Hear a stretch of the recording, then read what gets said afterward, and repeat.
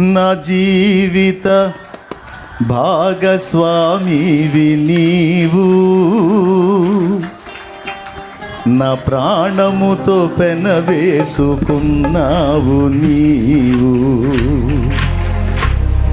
నాకే సమృద్ధిగా నీ కృపను పంచావు. నా యేసు రాజ కృపాసాగరా, అనంత స్తోత్రార్హుడా.